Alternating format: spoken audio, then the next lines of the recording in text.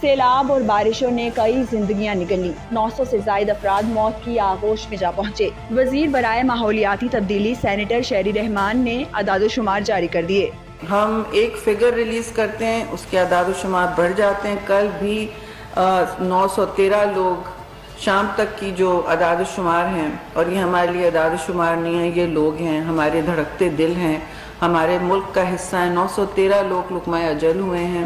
شہری رحمان نے غذائی قلت پیدا ہونے کا بھی خدشہ ظاہر کر دیا ہے۔ کہا کپاس کی فصل ختم ہو گئی، یہ صورتحال ہم نے کبھی نہیں دیکھی۔ اب وقت آ گیا ہے کہ دنیا ہماری امداد کرے۔ انڈیا میں کوشش میں ہے، اس وقت نیڈز اسیسمنٹ ہو رہی ہے۔ ہم انٹرنیشنل فلیش اپیل UN کی جو ہوتی ہے، جو اس وقت بھی کی تھی، کرنی پڑے گی۔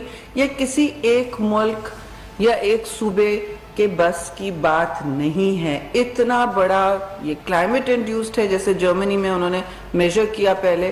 اس سے قبل ایک بیان میں شہری رحمان نے عمران خان کو بھی آڑے ہاتھوں لیا۔ کہا عمران خان KP اور پنجاب میں سیلاب زدگان کی جان و مال بچانے کے بجائے اپنی سیاست بچانے میں لگے ہیں۔ کیا انہیں پورے ملک میں سیلاب نظر نہیں آ رہا؟